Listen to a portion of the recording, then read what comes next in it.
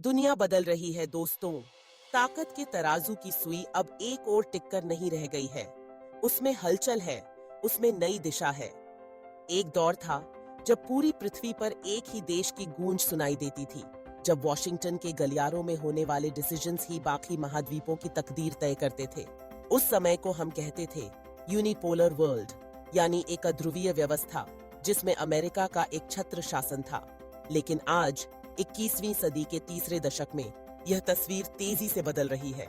नए खिलाड़ी मैदान में उतर चुके हैं और मल्टीपोलर वर्ल्ड की दस्तक अब सिर्फ कल्पना नहीं बल्कि वास्तविकता की दहलीज पर है। आइए आपको लेकर चलते हैं एक ऐसे ऐतिहासिक पल की ओर जिसने विश्व व्यवस्था के खेल को नई दिशा दी। मंच सजा था रियो डी जनेरियो, ब्राजील में ब्रिक्स का 17वां शिखर सम्मेलन। कल्पना कीजिए, एक विशाल सभागार जहां 11 देशों के झंडे लहराते हैं और मंच पर खड़े हैं भारत, चीन, रूस, ब्राजील, दक्षिण अफ्रीका, सऊदी अरब, मिस्र, इथियोपिया, संयुक्त अरब अमीरात, ईरान और इंडोनेशिया के नेता। ये सिर्फ अपने अपने देश के प्रतिनिधि नहीं बल्कि एक नई सोच, नई दिशा के सूत्रधार हैं। उनका संदेश साफ था, दुनिया अब एक तरफा नहीं चलेगी। अब कई आवाजें, कई ताकतें मिलकर भविष्य तय करेंगी। इसी ऐतिहासिक मंच से पेश की गई रियो घोषणा, रियो डिक्लेरेशन, इसमें केवल विचार नहीं बल्कि 126 ठोस कमिटमेंट्स दर्ज की गईं, जो इस बात का ऐलान थीं कि अब बातें नहीं, एक्शन होगा। इस घोषणा की सबसे अहम मांगें थीं यूनाइटेड नेशंस सिक्योरिटी काउंसिल में सुधार, ताकि केवल कुछ देशों का नहीं बल्कि पूरे ग्लोबल साउथ का भी प्रतिनिधित्व हो सके। वर्ल्ड ट्रेड ऑर्गेनाइजेशन में निष्पक्ष व्यापार नियम, ताकि व्यापार विवादों और टैरिफ की दीवारें कम हों। आर्टिफिशियल इंटेलिजेंस के उपयोग और कंट्रोल के लिए साझा नीति, ताकि नई टेक्नोलॉजी का दुरुपयोग न हो। और सबसे महत्वपूर्ण, स्थानीय मुद्राओं में व्यापार का विस्तार, जिससे डॉलर पर निर्भरता घटे और हर देश को अपनी ताकत दिखाने का मौका मिले। साथ ही क्लाइमेट फाइनेंस और क्लीन एनर्जी प्रोजेक्ट्स को बढ़ावा देने का वादा, जिसमें भारत, चीन और ब्राजील सबसे आगे हैं।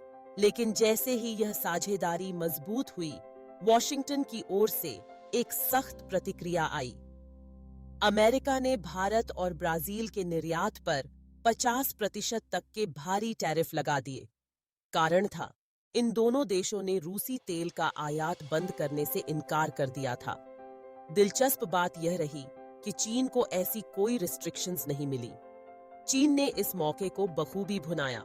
रूस से सस्ता कच्चा तेल खरीदकर अपनी ऊर्जा सुरक्षा को और मजबूत कर लिया। इससे एक बात साफ हो गई, अब नियम सबके लिए एक जैसे नहीं हैं और इसी वजह से ब्रिक्स देशों ने डॉलर के विकल्प की दिशा में तेजी से कदम बढ़ा दिया। आज ब्रिक्स राष्ट्र डॉलर के वैकल्पिक भुगतान प्रणालियों पर काम कर रहे हैं। व्यापार अब केवल डॉलर, यूरो या येन में नहीं बल्कि रियाल, रुपया, युआन और रैंड जैसी स्थानीय मुद्राओं में भी फाइनल हो रहा है। यानी व्यापार की भाषा बदल रही है और साथ ही बदल रही है दुनिया का आर्थिक भूगोल। इससे अमेरिका का परंपरागत प्रभुत्व धीरे धीरे फिसलता जा रहा है। ये बदलाव केवल कागजों पर नहीं बल्कि जमीनी स्तर पर नजर आ रहे हैं। अब बात करते हैं ऊर्जा, व्यापार और बुनियादी ढांचे के उन कदमों की जिन्होंने ब्रिक्स को एक रणनीतिक शक्ति बना दिया है। ऊर्जा ब्रिक्स की जीवन रेखा है। भारत और चीन दोनों ही रूस से तेल और गैस के सबसे बड़े खरीदार बन चुके हैं। इससे एक ओर उनकी ऊर्जा सुरक्षा मजबूत हुई है तो दूसरी ओर रूस को पश्चिमी प्रतिबंधों के बावजूद स्थिर आय का स्रोत मिला है। ब्राजील और चीन के बीच कृषि व्यापार, विशेषकर सोयाबीन का निर्यात, एक मजबूत आर्थिक संबंध बना चुका है, जिससे दोनों देशों की अर्थव्यवस्थाओं को लाभ मिल रहा है। इंफ्रास्ट्रक्चर के क्षेत्र में अफ्रीका और एशिया में नए लॉजिस्टिक्स कॉरिडोर बनाए जा रहे हैं, जो इन देशों को ग्लोबल सप्लाई चेन सिस्टम से बेहतर जोड़ते हैं। चीन और दक्षिण अफ्रीका के बीच क्लीन एनर्जी प्रोजेक्ट्स, भारत और चीन के बीच डिजिटल इकोनॉमी फ्रेमवर्क, फिनटेक और ई कॉमर्स को बढ़ावा देने की पहल, ये सभी केवल व्यापारिक करार नहीं बल्कि एक सिंबॉलिक स्टैंडर्ड ब्लूप्रिंट हैं। इनसे पता चलता है कि ब्रिक्स सिर्फ बाजार नहीं बल्कि एक साझा भविष्य की नींव रख रहा है। सिक्योरिटी और डिप्लोमेसी के क्षेत्र में भी बदलाव की बयार चल रही है। साइबर हमलों, आतंकवाद और क्षेत्रीय स्थिरता जैसे मुद्दों पर रूस, चीन और भारत के बीच सुरक्षा संवाद गहरा हो रहा है। ब्राजील और दक्षिण अफ्रीका भी अपनी भूमिका निभा रहे हैं, जिससे ब्रिक्स की सामूहिक सुरक्षा क्षमता मजबूत होती जा रही है। वहीं G20 जैसे वैश्विक मंचों पर भारत और ब्राजील मिलकर विकासशील देशों की आवाज बुलंद कर रहे हैं, चाहे वह क्लाइमेट फाइनेंस का मुद्दा हो या फेयर ट्रेड रिफॉर्म्स की मांग। इन सारे बदलावों के चलते मल्टीपोलर वर्ल्ड के संकेत अब स्पष्ट हैं। जब अमेरिका जैसे देश भारी टैरिफ और तकनीकी प्रतिबंध लगाते हैं, तो उससे वैश्विक आपूर्ति श्रृंखलाएं हिल जाती हैं और नई साझेदारियों की जरूरत और बढ़ जाती है। इसी के चलते साउथ साउथ कोऑपरेशन यानी दक्षिणी गोलार्ध के देशों के बीच सहयोग का नया दौर शुरू हुआ है। उदाहरण के लिए Bharat Kenya climate tech finance platform, जिसमें चीन और दक्षिण अफ्रीका का भी समर्थन है। यह पहले न केवल तकनीकी बल्कि वित्तीय और रणनीतिक रूप से भी इन देशों को करीब ला रही हैं। विश्व खाद्य सुरक्षा के मोर्चे पर भी भारत और ब्राजील की भूमिका अहम हो गई है। यह दोनों देश अब रूस और दक्षिण अफ्रीका के साथ व्यापार बढ़ाकर वैश्विक खाद्य संकट को कम करने में महत्वपूर्ण योगदान दे रहे हैं। इससे ग्लोबल साउथ की आवाज और असर दोनों पहले से कहीं अधिक मजबूत हो गए हैं। अब बड़ा सवाल यही है, क्या अमेरिका का एक ध्रुवीय नियंत्रण अब वाकई टूट रहा है? क्या ब्रिक्स सच में एक नई दुनिया की पटकथा लिख रहा है? क्या एक ऐसा मल्टीपोलर वर्ल्ड बन रहा है जिसमें भारत, चीन, ब्राजील और रूस जैसी नई शक्तियां मिलकर वैश्विक व्यवस्था को आकार देंगी? इतिहास के इस मोड़ पर हम सब खड़े हैं, जहां हर फैसला, हर साझेदारी, हर करार आने वाले दशकों की दिशा तय करेगा। अगर यह दिशा जारी रही तो दुनिया का शक्ति मानचित्र हमेशा के लिए बदल सकता है।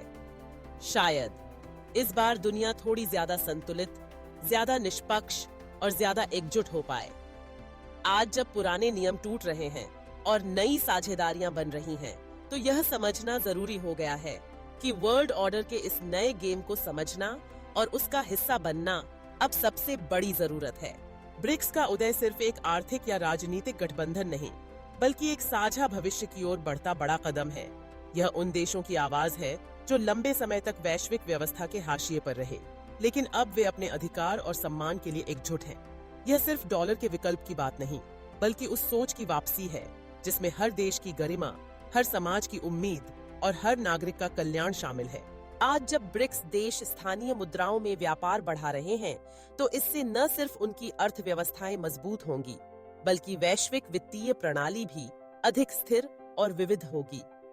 जब ये देश मिलकर स्वच्छ ऊर्जा, डिजिटल इकोनॉमी और आधुनिक बुनियादी ढांचे में निवेश कर रहे हैं, तो वे न केवल अपने लिए बल्कि पूरे विश्व के लिए विकास का नया मॉडल पेश कर रहे हैं। इन सभी प्रयासों का सबसे बड़ा असर यह है कि अब वैश्विक नीति में विविधता, सहमति और साझा जिम्मेदारी का दौर शुरू हो गया है। अब कोई एक देश या क्षेत्र दुनिया की दिशा तय नहीं कर सकता। अब हर आवाज सुनी जाएगी, हर हित को महत्व मिलेगा। यही असली मल्टीपोलर वर्ल्ड है, एक ऐसी व्यवस्था जिसमें शक्ति का संतुलन हो, संसाधनों का न्यायपूर्ण बंटवारा हो और हर देश को अपनी क्षमता दिखाने का अवसर मिले। यह बदलाव आसान नहीं है, इसमें चुनौतियां भी हैं। आंतरिक राजनीतिक मतभेद, आर्थिक असमानता, तकनीकी प्रतिस्पर्धा और पुराने गठबंधनों की जड़ता। लेकिन इतिहास गवाह है, जब भी दुनिया ने बदलाव का संकल्प लिया है, तब उसने नए रास्ते तलाशे हैं, नई मंजिलें पाई हैं। आज ब्रिक्स देश उसी रास्ते पर हैं, एक नई, संतुलित और न्यायपूर्ण व्यवस्था की ओर। अगर आप भी मानते हैं कि मल्टीपोलर वर्ल्ड का भविष्य ही दुनिया को संतुलित और निष्पक्ष बना सकता है, तो यह बदलाव केवल सरकारों या नेताओं की जिम्मेदारी नहीं, बल्कि हम सबकी साझी जिम्मेदारी है। जागरूकता ही असली ताकत है और इसी जागरूकता से हम न केवल अपने देश बल्कि पूरी दुनिया के लिए बेहतर भविष्य गढ़ सकते हैं। दोस्तों, आज जब हम इस ऐतिहासिक मोड़ पर खड़े हैं, तो यह जरूरी है कि हम आंखें खोलें, सवाल पूछें और बदलाव की इस लहर का हिस्सा बने। वक्त आ गया है कि हम वर्ल्ड ऑर्डर के इस नए खेल को समझें, उसमें अपनी भूमिका निभाएं और उस दिशा में सोचें जिसमें हर देश, हर समाज और हर इंसान को बराबरी का हक मिले। ब्रिक्स का उदय न सिर्फ एक आर्थिक घटना है, बल्कि यह एक नई वैश्विक नीति, एक साझा भविष्य और एक नई उम्मीद की कहानी है। अगर आप भी इस सोच से सहमत हैं, तो इस बदलाव की आवाज को मजबूत कीजिए, लाइक कीजिए, शेयर कीजिए और जागरूकता की इस मुहिम में अपना योगदान दीजिए, क्योंकि असली ताकत न टैंकों में है, न डॉलर में, बल्कि हमारी सोच और समझ में है। जागरूक नागरिक ही सच्चे बदलाव की बुनियाद रखते हैं। यही वक्त है जब हम सब मिलकर न केवल अपने देश, बल्कि पूरी दुनिया की दिशा तय करने में योगदान दें। जय हिंद।